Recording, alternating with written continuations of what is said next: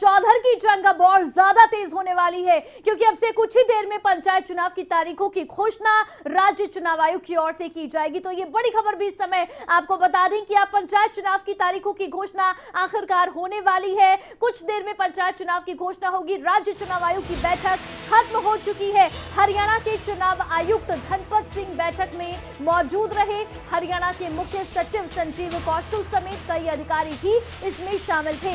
राज्य चुनाव आयुक्त धनपत सिंह प्रेस कॉन्फ्रेंस करेंगे। तो अब से बस कुछ ही देर बाद प्रेस कॉन्फ्रेंस होगी और उसके बाद चुनाव की घोषणा की जाएगी। यानी कि हरियाणा में अब पंचायत चुनाव की घोषणा होने वाली है। इस बार माना जा रहा है कि 2 चरणों में दरअसल पंचायत चुनाव कराए जाएंगे। हालांकि पहले दरअसल ये चर्चाएं थी कि इस बार पंचायत चुनाव 4 चरणों में हो सकते हैं, लेकिन अब जानकारी जो सामने आ रही है कि 2 चरणों में ही ये चुनाव कराए जाएंगे। इससे पहले 2016 में 3 चरणों में पंचायत चुनाव कराए गए थे। हालांकि इस बार 2 चरणों में कराने के पीछे बहुत सारी वजहें हैं जो बताई जा रही हैं, लेकिन अभी प्रेस कॉन्फ्रेंस का इंतजार है। हमारे साथ इस समय अनिल मोर हमारे संवाददाता फोन लाइन पर जुड़ गए हैं। अनिल, आखिरकार वो दिन आ गया है, आज इंतजार की घड़ियां खत्म होने वाली हैं, पंचायत चुनाव की घोषणा होने वाली है।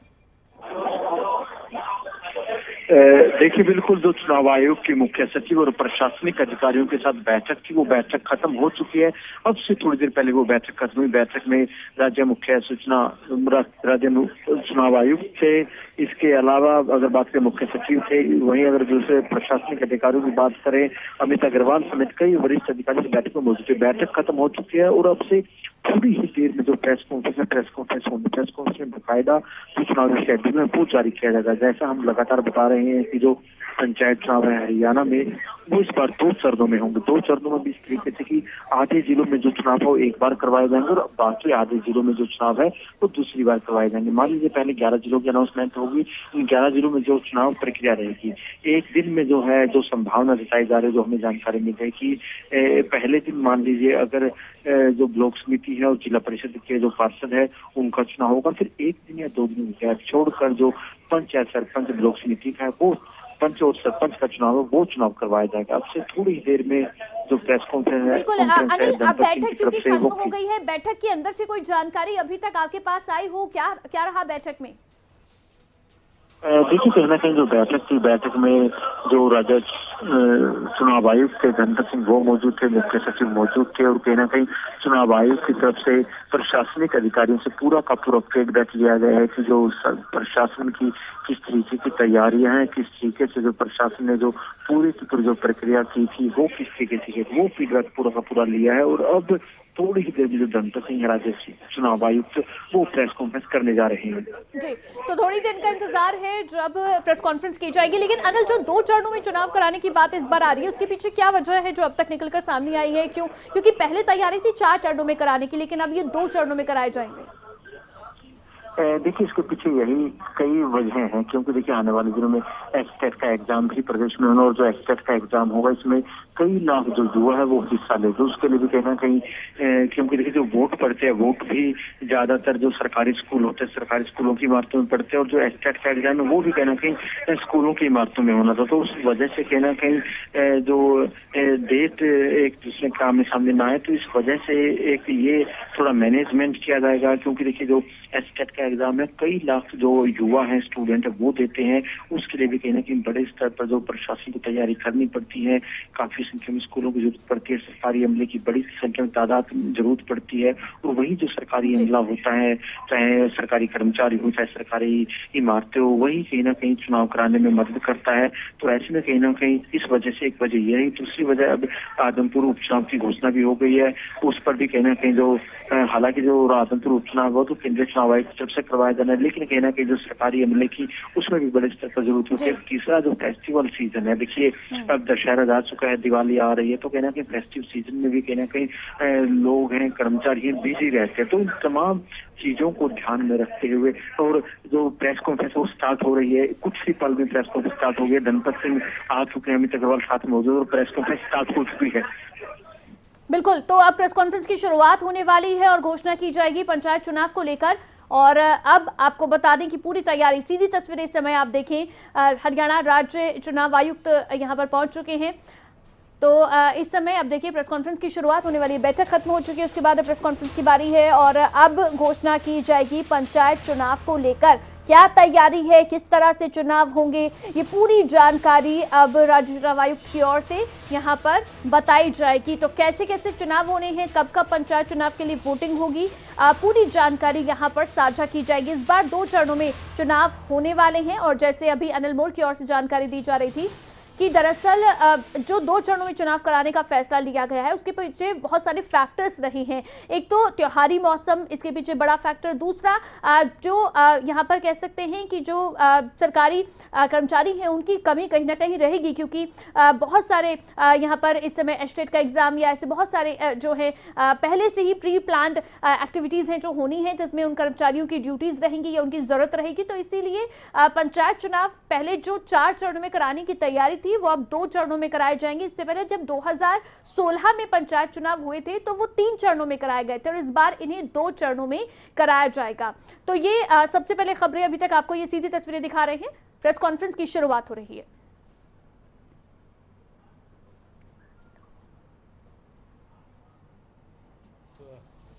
एक पंचायती चुनाव की तरफ बढ़ रहे हैं। जैसा कि आप जानते हैं हरियाणा में 22 जिला परिषद हैं जिनके 411 सदस्यों का चुनाव होना है। 143 ब्लॉक्स हैं, पंचायत समितियां हैं जिनमें 3081 सदस्यों का चुनाव होना है और 6220 ग्राम पंचायतें हैं। कुछ घट बढ़ गई आपको पता है हिसाब में और इधर उधर, और उनमें से 61,993 पंच और 6,220 सरपंच होंगे। सरपंच के चुनाव डायरेक्ट होंगे। पंचायत समितियों के सदस्य चुने जाएंगे, वो आगे चेयरमैन इलेक्ट करेंगे। इसी तरह जिला परिषद के भी जो सदस्य होंगे 411, वो आगे 22 जो अपने अपने जिले के प्रेसिडेंट्स को इलेक्ट करेंगे। तो हमारे पास जो अभी संख्या है वोटर्स की वो 1,20,43,073 है जो रूरल एरिया की जो पंचायतों के चुनाव में भाग लेंगे इन तीनों संस्थाओं के लिए। इसमें से 64,32,609, वैसे ये राइटअप में दे भी रहा हूँ, अलग अभी फोल्डर आ रहे हैं। हाँ जी, 64,32,609 मेल हैं और 56,10,272 फीमेल और 192 ट्रांसजेंडर हैं। तो अच्छा कोई नहीं, एक ही बात है। तो आज की इस घोषणा के साथ मॉडल कोड ऑफ कंडक्ट लागू हो जाएगा। जैसे कि आप जानते हैं मॉडल कोड ऑफ कंडक्ट में किसी भी जो सरकारी अधिकारी या कर्मचारी जो चुनाव से किसी भी रूप से जुड़ा हुआ है पंचायत चुनाव से, उसको उसकी transfer present place of posting से इलेक्शन कंप्लीट होने तक नहीं की जाएगी। एजुकेशनल क्वालिफिकेशन आपको याद है 2016 के चुनाव में राज्य सरकार ने डिपार्टमेंट ने कुछ क्वालिफिकेशन फिक्स की थी और वो सुप्रीम कोर्ट तक अपहोल्ड हुई थी, तो वही रहेंगी। पंच के लिए अनरिजर्व कैटेगरी के लिए 10वीं पास है, विमेन और एससी के लिए 8वीं पास है, एससी विमेन के लिए 5वीं पास है। सरपंच के लिए 10वीं पास है, विमेन के लिए 8वीं, एससी के लिए 8वीं और एससी विमेन के लिए भी 8वीं पास है। मेंबर पंचायत समिति के लिए 10वीं, 8वीं और 8वीं। इसी तरह मेंबर जिला परिषद के लिए भी 10वीं, 8वीं और 8वीं। हालांकि इस बार बैकवर्ड क्लासेस ए के लिए भी रिजर्वेशन का प्रावधान किया गया है, लेकिन उनके लिए एजुकेशनल क्वालिफिकेशन जो अनरिजर्व वाली है वही रहेगी। सिक्योरिटी डिपॉजिट पंच के लिए 250 रुपये है अनरिजर्व के लिए और 125 है women, SC and backward classes के लिए। सरपंच के लिए 500 रुपये है अनरिजर्व के लिए और 250 है जो रिजर्व कैटेगरीज हैं। मेंबर पंचायत समिति के लिए 750 रुपये और बाकी कैटेगरीज के लिए उसका आधा 375 रुपये। इसी तरह मेंबर जिला परिषद के लिए 1000 रुपये और बाकी कैटेगरीज के लिए 500। एक्सपेंडिचर लिमिट पंच के लिए 50,000 रुपये, सरपंच के लिए 2 लाख रुपए, मेंबर पंचायत समिति के लिए 3,60,000 रुपए और मेंबर जिला परिषद के लिए 6 लाख रुपए रखी गई है। इस सारे काम में पूरे स्टेट के में 38,000 पोलिंग पर्सनल, जिसमें ROs, AROs, additional ROs, supervisory staff, presiding officers, polling officers और दूसरा स्टाफ लगेगा for smooth conduct of these elections. तो पुलिस डिप्लॉयमेंट आप जानते ही हैं कि जो हर एक पोलिंग बूथ पे नॉर्मली 2 पुलिस ऑफिशियल्स होते हैं, कांस्टेबल, और जहाँ पे सेंसिटिव और हाइपर सेंसिटिव है वहाँ पे 1-1 या 2-2 अलग से दिए जाते हैं। तो चूँकि पूरे स्टेट में फोर्स की अवेलेबिलिटी एक साथ इतनी नहीं हो सकती थी, जनरल पुलिसिंग के लिए भी चाहिए, इसलिए अभी पहले फेज में हम 10 जिलों का हम चुनाव कराने जा रहे हैं। जिलों का नाम मैं आपसे आगे शेयर करूंगा। ईवीएम्स जो हैं इसमें सरपंच, पंचायत समिति और जिला परिषद, इनके लिए ईवीएम्स यूज़ होंगी M2 टाइप, जो पहले विधानसभा में यूज़ होती थी, अब M3 हो गई हैं, बट पहले M2 टाइप विधानसभा लोकसभा में यूज़ होती, वही होंगी। और लेकिन उसमें वीवीपैट की व्यवस्था नहीं है। और बाकी पंचों के लिए बैलेट पेपर, प्रिंटेड जो बैलेट पेपर होता है और बैलेट बॉक्सेस में जाएंगे, उनका वो होगा। उसके लिए हमने 17,628 बैलेट बॉक्सेस की व्यवस्था करी है और 35,000 ईवीएम्स की व्यवस्था करी है। वैसे हमारे पास ईवीएम्स और भी हैं, बट इतने से हमारा फिलहाल डिप्लॉय करने से गुजारा हो जाएगा। 10 जिलों की बात हो रही हैं जी? है, 10 जिलों की बात हो रही है। नहीं, पूरे ये या पूरे उसके लिए। हाँ, ये 10 दिनों की 35,000। अच्छा, मुझे लग रहा सॉरी। हाँ, वैसे तो हमारे पास 78,000 के करीब है। वो जो 38,000 के वो डिप्लॉयमेंट के 10 डिस्ट्रिक्ट। हाँ, वही 10। सॉरी। नोटा का जैसे आप जानते ही हैं, नोटा इस बार भी रहेगा एडिशनल कैंडिडेट, और नोटा का जैसे आप जानते हैं वही सिस्टम है कि अगर सभी कैंडिडेट से अगर नोटा का ज़्यादा आता है तो फिर दोबारा से चुनाव होंगे, और वो वाले जो कैंडिडेट हैं वो दोबारा चुनाव नहीं लड़ सकते। इलेक्टोरल रोल रिविजन्स सभी का हो गया है, हिसार जिले का अभी चल रहा है वार्डबंदी और इलेक्टोरल रोल रिविजन का, इसीलिए उनको बाद में डिक्लेयर करेंगे।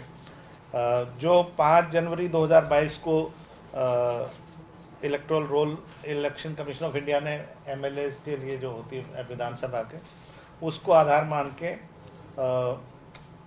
हमने उसको लिया है, और 16/5 तक की क्वालिफाइंग डेट थी। लेकिन उसके बावजूद अगर किसी का रह जाता है तो वो एक तो 12B में कर सकते हैं। हाँ, 12B रूल 12B में फॉर्म 1A भर के देता है DC को, और वो फिर उनकी vote first day of nomination तक कोई भी अपनी वोट बनवा सकता है। SDM जो मेंबर लोकसभा जो विधानसभा है उसमें वोटर में वहाँ होना चाहिए 12B में भी वहीं पर जाना चाहिए। हाँ, वहीं पर होना चाहिए। पहले उसमें विधानसभा में करवाए अपना, फिर यहाँ पे करवा सकते हैं। इलेक्शन ऑब्जर्वर्स रहेंगे जैसे म्यूनसिपल इलेक्शन में ही था, हर एक जिले में एक सीनियर IAS ऑफिसर और एक IPS ऑफिसर और एक DETC रैंक का अधिकारी एक्सपेंडिचर ऑब्जर्वर इसमें रहेगा। 3 हो गए प्रदेश। हाँ, ये 3 प्रदेश, एक तो एक्सपेंडिचर के लिए हो गया, एक पुलिस ऑब्जर्वर हो गया लॉ एंड ऑर्डर के लिए, एक जनरल ऑब्जर्वर। और मेरी आपके माध्यम से सभी मतदाताओं से अपील है कि बढ़ चढ़ के भाग लें अपने, अब उनको मौका मिला है, अपने नुमाइंदे चुने साफ़ सुथरी छवि वाले, ताकि फिर गांव के जो विकास कार्य है वो आगे बढ़ सकें।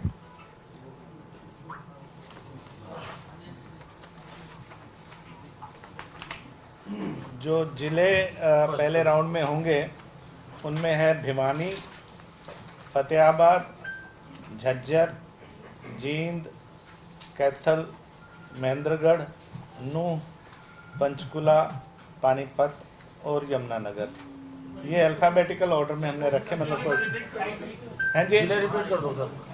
हाँ, भिवानी, फतेहाबाद, झज्जर, जींद, कैथल, महेंद्रगढ़, नूह, पंचकुला, पानीपत और 10वां यमुनानगर।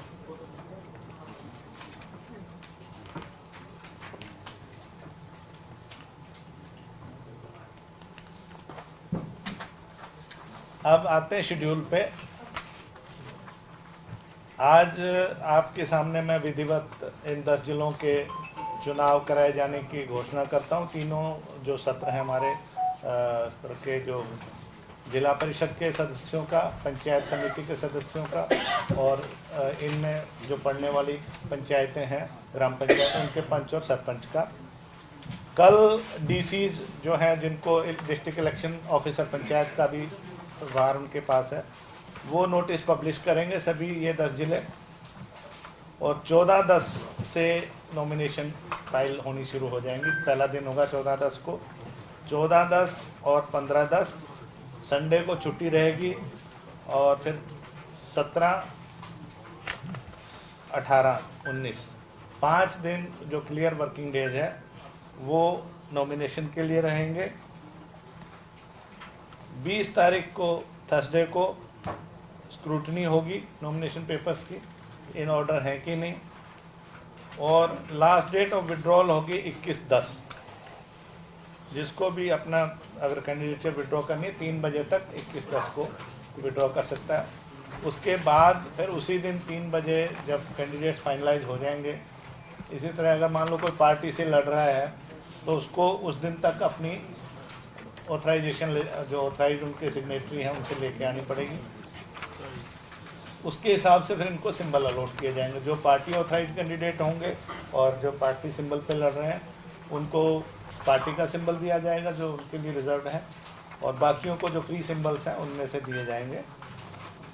और सिंबल अलॉटमेंट के बाद जो कैंडिडेट्स की list along with their symbols और पार्टी, वो पेश की जाएगी वहाँ पे। और फिर इनके पास 28/10 तक का कन्वेंसिंग का टाइम होगा, जनसभाएं करना और जो भी करना है। 29 का दिन नॉन कन्वेंसिंग वाला, वो जो डोर टू डोर वाला रहेगा। 30 को पोलिंग होगी मेंबर जिला परिषद और पंचायत समिति इन 10 जिलों की। संडे है तो इसलिए कि भी ताकि लोगों को घर से निकलें और ज़्यादा से ज़्यादा परसेंटेज वोटिंग की हो। फिर वही चूँकि पोलिंग पार्टी पंचायत के इलेक्शन के लिए जाएगी तो 2 दिन का वक्फा रखा गया, गैप रखा गया है। तो सरपंच और पंचिस का चुनाव 2/11 को होगा, वेडनेसडे है।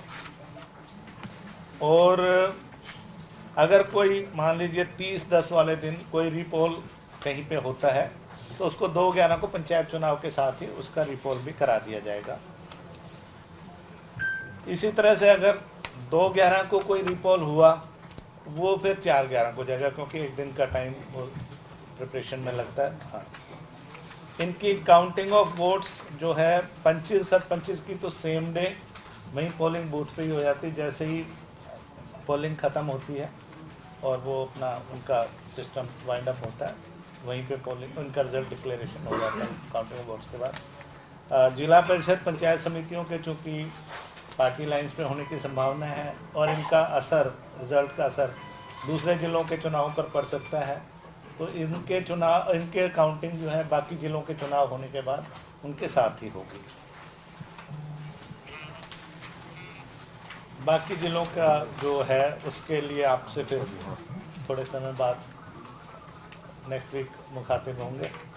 तो बाकी कोविड-19 जो पैंडमिक, थैंकफुली भगवान ने चाहा, अभी कोई ऐसी विशेष प्रॉब्लम नहीं है। लेकिन इससे पहले आप लोगों से आने से पहले चीफ सेक्रेटरी साहब और बाकी सभी जो संबंधित अधिकारी हैं उनके साथ बैठक हुई है। एसीएस हेल्थ भी उसमें थे, तो उनको कहा गया कि कोविड संबंधी जो भी लेटेस्ट गाइडलाइंस है ministry of health and family welfare और स्टेट गवर्नमेंट की, उनका ध्यान रखा जाए। उसके अलावा फर्स्ट एड वगैरह का भी जो नियरेस्ट डिस्पेंसरी या CHC PHC जनरल हॉस्पिटल है, कहीं कोई मान लो कोई एक्सीडेंट हो जाता है, कोई क्लैश हो जाए या कोई और ऐसा हादसा हो जाए तो उनको घायलों को प्राथमिक उपचार या जो भी है उसकी व्यवस्था रहेगी। बूथों में सभी जगह पे बिजली पानी की प्रॉपर व्यवस्था हो, रैंप हो, लोगों को आने जाने के लिए किसी को आवश्यकता हो तो आवश्यकता पड़ने पर व्हील चेयर की व्यवस्था हो, और जो भी चुनाव को ठीक तरीके से कराने के लिए जो भी व्यवस्था होगी वो सभी विभागों को कह दिया गया है। बिजली विभाग भी उसमें उपस्थित था, पब्लिक हेल्थ, इंजीनियरिंग के भी, school education, higher education, polytechnic वगैरह के जहाँ पे भी बूथ एस्टेब्लिश है। तो ये इन नटशेल है मोटा मोटा जो इलेक्शन शेड्यूल इन 10 जिलों का रहेगा। अब ये जो मॉडल कोड ऑफ कंडक्ट है ये किस रूप से लागू होगा, कैसे लागू होगा, जिले में होगा, ये थोड़ा सा और क्लैरिफाई। हाँ जी, जैसे इन 10 जिलों के लिए जो रूरल एरिया है, जो पंचायत समिति, जिला परिषद या ग्राम पंचायत में आता है, उनमें आज से ही लागू हो गया है मॉडल कोड ऑफ कंडक्ट। अभी अनाउंसमेंट के साथ जैसे आप लोगों की न्यूज़ फ्लैश होगी। ये चूँकि इलेक्शन रूरल एरिया का है, पंचायतों का है, तो उन्हीं में लागू होगा। अर्बन एरियाज इससे अफेक्ट नहीं होंगे। कोई स्कीम सरकार, कोई प्रोजेक्ट सरकार अर्बन एरियाज में नया ला रही है या कर रही है, वो इससे अफेक्टेड नहीं होगा। ठीक है। सर ये जो आपने जो बाकी जिले हैं उनकी जैसे घोषणा होगी वो उस हिसाब से उस दिन ये आचार संहिता पूरे स्टेट में लागू हो रही है? नहीं, उन जिलों के रूरल एरियाज में। सर ये जो 2 तारीख को सरपंच, पंच और ग्राम समिति के चुनाव हो रहे हैं और 30 तारीख को जिला परिषद के होने हैं जी। नतीजे जो है वो सर सरपंच और ग्राम समिति के जो नतीजे उसी दिन आएंगे और जिला नहीं, सरपंच और पंच के तो उसी दिन आ जाएंगे। हाँ, क्योंकि वो बिना पार्टी लाइन्स होते हैं, तो इसलिए बाकी किसी की आस्था किसी भी पार्टी में, उससे हमें कोई दिक्कत नहीं है। लेकिन पब्लिकली ऐसा कोई नहीं फेस होता कि ये फलां पार्टी का फलां, तो उससे दूसरे चुनाव पे कोई असर पड़ने का प्रत्यक्ष रूप से नहीं होता। लेकिन जो परिषद, पंचायत समिति और जिला परिषद के सदस्य हैं, वो चूँकि पार्टी लाइन्स पे चुनाव लड़ेंगे तो उनका फर्क पड़ सकता है दूसरी जगह। तो उनके सभी 22 के 22 जिलों के चुनाव होने के बाद उनकी काउंटिंग एक साथ होगी। जिला परिषद के चेयरमैन है वो डायरेक्ट नहीं, वो नहीं डायरेक्ट, वो इनमें से ही जो चुने हुए प्रतिनिधि वो करें, सदस्य करें। तो सर ये सेकंड फेज फिर कब अनाउंस होगा? आप एक दिन और चाय पियेंगे? आइडिया कुछ उसका? नहीं, अभी राज्य सरकार कोई फैसला करना चाहिए जी क्योंकि यूनिफॉर्म पूरे स्टेट के लिए जिसमें रूरल क्षेत्र भी आ सकता है जी, ऐसा कोई फैसला कर सकती है थोड़े दिन वेट कर लेंगे, क्या दिक्कत है। सरकार की, क्योंकि जैसे सरकार के नई सरकार के 3 साल पूरे हो रहे हैं और जी। कुल मिला के 8 हो रहे हैं, तो सरकार अपने विज्ञापन वगैरह जारी कर सकती है। होली दिवाली सब मनाते हैं, अपनी मनाएं 8 साल है।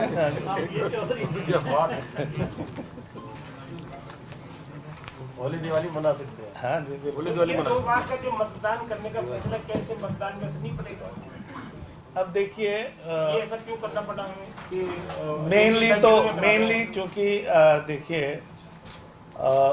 अगर सारे हम 15,000 के करीब हमारे जैसे पोलिंग बूथ हैं, तो वहाँ के लिए रफली 50,000 के करीब हमारी पोलिंग पार्टीज और ये वो इतनी पुलिस निकाल पाना जो डीजीपी साहब ने जो बताया संभव नहीं होगा, क्योंकि जनरल पुलिसिंग भी है। इस बीच में आपको पता है 27-28 को मेरे ख्याल से पूरे कंट्री के होम मिनिस्टर्स, डीजीपीज, होम सेक्रेटरीज की भी कॉन्फ्रेंस भी हो रही है, और ये पूरे कंट्री के मान लो इतने वीवीआईपीज हों सूरजकुंड में, तो उनकी पुलिसिंग का भी पहले भी, और जब तक वो यहाँ रहेंगे वो सारा, तो इन सब चीज़ों को ध्यान में रखते हुए, कानून व्यवस्था की स्थिति को ध्यान में रखते हुए पोलिंग बूथ तो पूरे प्रदेश में होगा। हैं तो सही। तो ये बड़ी खबर आपको बता दें, पंचायत चुनाव की घोषणा आखिरकार हो गई है। पंचायत चुनाव 2 चरणों में होंगे। पहले चरण में 10 जिलों में चुनाव होंगे। आज से आचार संहिता लागू हो गई है। मॉडल कोड ऑफ कंडक्ट आज से लागू हो गया है। घोषणा के साथ ही करीब 1,20,73,000 से ज्यादा मतदाता होंगे जो अपने मताधिकार का इस्तेमाल करेंगे। सामान्य श्रेणी के लिए, पंच के लिए 10वीं पास जरूरी है। जो एजुकेशनल क्वालिफिकेशन रखी गई है चुनाव के लिए, ऐसी श्रेणी में पंच के लिए 8वीं पास और महिलाओं के लिए भी 8वीं पास जरूरी है। इसके अलावा पंचायत चुनाव की घोषणा हो गई है। तो ये बड़ी खबर इस समय आपको बता दें, इस बार क्योंकि बीसीए का आरक्षण मिल रहा है, तो बीसीए के लिए भी जो एजुकेशनल क्वालिफिकेशन है वो अनरिजर्व्ड कैटेगरी की ही रहेगी। इसके साथ ही साथ आपको ये भी बता दें कि 2 नवंबर को पहले चरण के लिए वोटिंग होगी। पंच और सरपंच के चुनाव के लिए पहले चरण के लिए 2 नवंबर को वोटिंग होगी। इसके अलावा जिला परिषद और पंचायत समिति के लिए 30 अक्टूबर को वोटिंग होगी। इसके साथ ही बात करें नॉमिनेशन की तो 14 अक्टूबर से नॉमिनेशन फाइल करने की प्रक्रिया शुरू होगी, जो 5 दिन चलेगी, यानी कि 19 अक्टूबर तक चलेगी। 20 तारीख को स्क्रूटनी होगी और इसके बाद 21 तारीख को लास्ट डेट ऑफ विड्रॉल होगा, यानी कि किसी को अपना नामांकन अगर वापस लेना होगा तो वो 21 तारीख होगी। तो इसके साथ ही आपको बता दें कि दरअसल 28 तारीख तक ही रैलियां हो पाएंगी, यानी कि जिसे भी अपने लिए चुनाव प्रचार करना है 28 तारीख तक चुनाव प्रचार कर पाएंगे। उसके बाद 30 तारीख को क्योंकि वोटिंग होगी जिला परिषद और पंचायत समितियों के चुनाव के लिए, इसके अलावा पंच और सरपंच की बात करें तो उसके लिए वोटिंग, पहली वोटिंग 2 नवंबर को होगी, पहले चरण की वोटिंग। पहले उसको चीफ इलेक्टोरल ऑफिसर के यहाँ से जो विधानसभा की जो सीट होती है, विधानसभा की जो वोटर लिस्ट होती है, उसमें पहले नाम डलवा के फिर यहाँ पे फर्स्ट डे ऑफ नॉमिनेशन तक वो करवा सकते हैं लोग, और करवा भी रहे हैं, बहुत सारे लोग जा भी रहे हैं। रूरल एरिया में सरपंच का चुनाव हो जाएगा जी, मॉडल तब भी लागू नहीं इन जितने जिले, क्योंकि 2-4 चुनाव में मतदान हो चुका होगा। नहीं देखिए, वैसे टेक्निकली स्पीकिंग जो विधानसभा लोकसभा में होता है वो काउंटिंग के डे तक होता है, लेकिन हम ये देखिए कि एक तो वर्ड में लिखित में एक कानून है, उसकी इम्प्लीकेशन क्या है, जब वोट डल गई उसके बाद काउंटिंग में तो जो होना था हो लिया, तो फिर उसको हम उतना स्ट्रिक्टली नहीं एनफोर्स करते हैं, क्योंकि आफ्टर ऑल देखिए जो डे टू डे एडमिनिस्ट्रेशन है और काम है, विकास कार्य हैं, वो भी नहीं रुके हैं, तो हमारा उसी दिन तक है कि भाई जब काउंटिंग में एम्प्लॉयज़ की ट्रांसफ़र वगैरह को जरूर हम वो करते हैं, क्योंकि उन लोगों की काउंटिंग में भी ड्यूटी ये विषय यह था कि क्या गेस्ट टीचर्स का भी हम इसमें मतदान प्रक्रिया में उनको पोलिंग अफसर या उस पैसे की ड्यूटी लगाते हैं? आई थिंक जो रेगुलर एम्प्लॉय हैं उन्हीं के लगाते हैं। पीछे कुछ आंगनवाड़ी वर्कर्स से हमारे पास वो रिप्रेजेंटेशन आई थी कि उनको भी कुछ, मतलब पोलिंग में तो ऑब्वियसली रेगुलर ही रहेंगे, पर उनको किसी और कार्यों के लिए ड्यूटी बोर्ड बनाने की इस तरह की दी गई थी, वो हमने इंस्ट्रक्शन इशू कर दी थी कि जो इस तरह के वॉलंटरी वर्कर्स हैं, आशा हो चाहे आंगनवाड़ी हो या कोई भी हो, उनको इस काम से परे रखा जाए। तो ये बड़ी खबर इस समय आपको बता दें, आज से मॉडल कोड ऑफ कंडक्ट लागू हो गया है, आचार संहिता लागू हो गई है, लेकिन आचार संहिता को लेकर भी जो क्लैरिफिकेशन दी गई है राज्य चुनाव आयुक्त की ओर से कि ये आचार संहिता सिर्फ रूरल एरियाज में ही लागू होगी, यानी कि जो अर्बन एरियाज हैं, जो शहरी क्षेत्र हैं, वहां पर इसका कोई असर नहीं होगा, लेकिन ग्रामीण क्षेत्रों के लिए आज से आचार संहिता लागू हो गई है। और इसके साथ ही साथ आपको ये भी बता दें कि दरअसल अब यहाँ पर जो पंचायत चुनाव है उसके लिए अब बिगुल बज चुका है। पंचायत चुनाव की ऑफिशियल घोषणा अब हो चुकी है। पहले चरण में 10 जिलों में चुनाव होंगे। 10 जिले कौन कौन से होंगे? भिवानी, फतेहाबाद, झज्जर, जींद, कैथल, पंचकुला, पानीपत, महेंद्रगढ़, नूह, यमुनानगर, ये 10 जिले होंगे जहां पर पहले चरण में मतदान होगा, वोटिंग होगी। और इसके साथ ही साथ इसके अलावा जो धनपत सिंह की ओर से कहा गया है कि अगले हफ्ते फिर से घोषणा होगी या फिर बहुत जल्द फिर से घोषणा होगी, जब बाकी के जो बचे हुए जिले हैं उनके लिए जानकारी दी जाएगी, उनका पूरा शेड्यूल जारी किया जाएगा। लेकिन अभी इन 10 जिलों के लिए शेड्यूल जारी कर दिया गया है। 14 तारीख से नॉमिनेशन फाइल करने की शुरुआत हो जाएगी, जो 19 तारीख तक चलेगी। इसके अलावा यहाँ पर बात करें अगर पहली वोटिंग की, तो 30 अक्टूबर वो तारीख है जब जिला परिषद और पंचायत समिति के लिए वोटिंग होगी। और इसके बाद 2 नवंबर की तारीख आती है जब पंच और सरपंच के लिए वोटिंग होगी। पंच और सरपंच के जो चुनाव के नतीजे होंगे वो सेम डे उसी दिन घोषित कर दिए जाएंगे, और ये जो वोटिंग होगी ये बैलेट पेपर के जरिए होगी। इसके अलावा बात करें जिला परिषद और पंचायत समिति की वोटिंग की, तो वो ईवीएम के माध्यम से होगी, वीवीपैट का इस्तेमाल नहीं होगा, ईवीएम के माध्यम से ही ये वोटिंग होगी। और इनके नतीजे जब सभी 22 जिलों के चुनाव संपन्न हो जाएंगे, उसके बाद में एक साथ वोटिंग पूरी होगी, काउंटिंग होगी। क्योंकि जैसे चुनाव आयोग की ओर से कहा गया, राज्य चुनाव आयोग की ओर से, कि दरअसल जो जिला परिषद के और पंचायत समिति के जो चुनाव होते हैं, क्योंकि पार्टी सिंबल पर भी ये चुनाव लड़े जाते हैं, तो इनका असर हो सकता है दूसरे जिलों पर भी पड़े, और इसीलिए एक साथ सभी के नतीजे घोषित किए जाएंगे। लेकिन पंच और सरपंच के चुनाव चूंकि सिंबल पर नहीं लड़े जाते हैं, किसी पार्टी लाइन पर नहीं लड़े जाते हैं, तो इसीलिए इनका असर कहीं और पड़ने के आसार नहीं होते हैं, तो इनकी घोषणा उसी दिन कर दी जाएगी। पंच सरपंच की जो काउंटिंग है वो सेम डे नतीजे इसके घोषित होंगे। तो ये बड़ी जानकारी आपको दे रहे हैं। दरअसल 10 जिलों में पहले फेज के लिए वोटिंग होगी और यहाँ पर आपको बता दें 38,000 पोलिंग पर्सनल्स हैं जो लगाए जाएंगे। इस समय हमारे साथ गुलशन हमारे संवाददाता गुरुग्राम से लाइव जुड़ गए हैं। गुलशन, घोषणा हो गई है पंचायत चुनाव की, 10 जिलों में पहले चरण में वोटिंग होगी और इस समय देखिए चुनाव की हलचल तो पहले से ही तेज थी, लेकिन जो इंतजार था आखिरकार चुनाव की तारीखों का पूरा शेड्यूल भी अब जारी कर दिया गया है। क्या कुछ आज से यहाँ पर बंद हो जाएगा या फिर क्या आज से नए नियम होंगे जो लागू रहेंगे?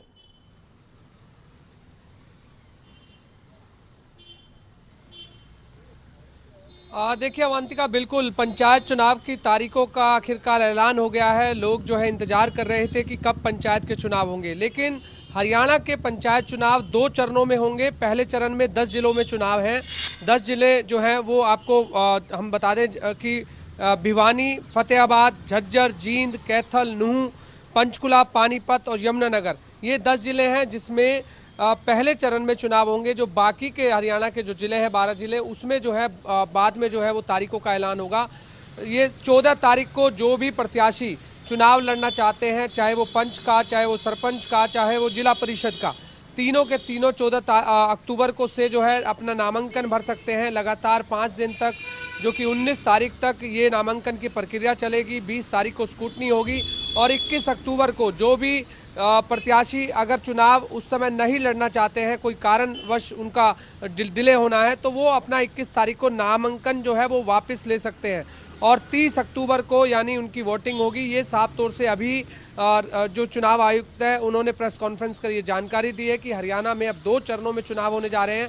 पहले चरण में 10 जिले हैं जिसमें चुनाव होंगे। अगर मैं गुरुग्राम जिले की बात करूं, उसमें गुरुग्राम जिले में कोई भी चुनाव नहीं होगा, क्योंकि गुरुग्राम जिले में 4 विधानसभा आती हैं, गुरुग्राम, बादशाहपुर, सोहना और पटौदी। वहां पर अभी चुनाव आयोग की तरफ से कोई भी ऐलान चुनाव का लड़ने का नहीं किया गया है। लेकिन गुरुग्राम से लगता जो नूंह जिला है, नूंह में जरूर जो है चुनाव होने हैं। नूंह में भी 3 विधानसभा हैं, नूंह, फिरोजपुर, झिरका और पुनाना, वहाँ पर जो है चुनाव होंगे। इसके अलावा अगर हम भिवानी साइड करें, भिवानी में भी चुनाव होंगे। फिर हम झज्जर की बात करें, झज्जर में चुनाव होंगे, फतेहाबाद में चुनाव होंगे, पानीपत में चुनाव होंगे, इसके अलावा यमुनानगर में चुनाव होंगे। तो ये तमाम वो 10 जिले हैं जिसमें अब चुनाव होंगे। तो ऐसे में जो भी सरपंच अपने दावेदारी काफ़ी समय से ठोक रहे थे, वो कह रहे थे कि हम चुनाव लड़ेंगे, अब उन्हें हरी झंडी मिल चुकी है चुनाव आयोग की तरफ से। वो अब 14 अक्टूबर को अपना नामांकन भर सकते हैं। जी गुलशन, क्योंकि अब से आचार संहिता लागू हो गई है, मॉडल कोड ऑफ कंडक्ट आज से ही घोषणा के साथ ही लागू हो गया है, तो किन किन बातों का खास ख्याल होगा जो उम्मीदवारों को या पार्टियों को अब रखना होगा?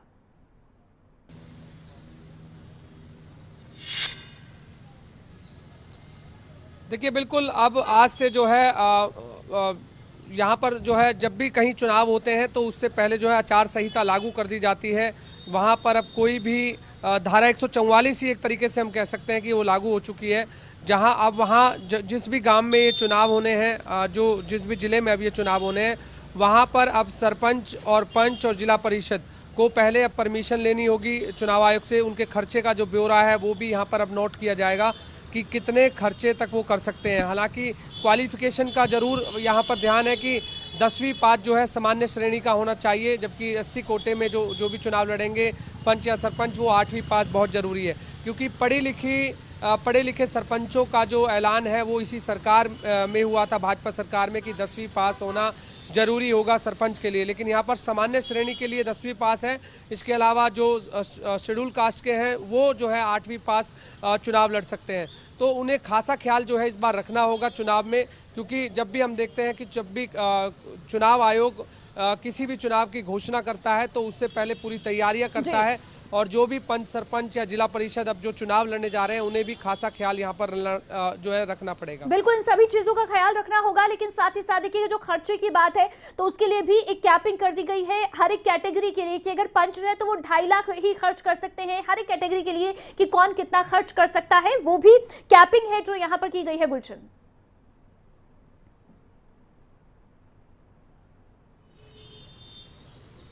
देखिए बिल्कुल अवंतिका, हम चुनाव में देखते हैं कि जो भी प्रत्याशी जब चुनावी मैदान में उतरता है तो वो वोटरों को लालच भी देता है। और जो चुनाव आयोग डिसाइड करता है कि आपको इतने पैसे में ही जो है चुनाव लड़ना पड़ेगा, चाहे वो आप उसमें पंपलेट छपवाइए, चाहे वो आप उसमें अपना प्रचार करिए, चाहे आप उसमें अपनी गाड़ियों का जो ब्यौरा है वो दीजिए, ये सारी बातों की जानकारी रखनी होती है। अब 2.5 लाख रुपए में उनको ये चुनाव लड़ना पड़ेगा, तो ये साफ तौर से पंचों के लिए डिसाइडेड है। ऐसे ही जिला परिषद के लिए ऐसे है कि कौन कितना खर्च कर सकता है, ये भी लिमिट है जो चुनाव आयोग की ओर से तय की गई है। बहुत जानकारी, ये सभी जानकारी देने के लिए बहुत शुक्रिया गुलशन आपका।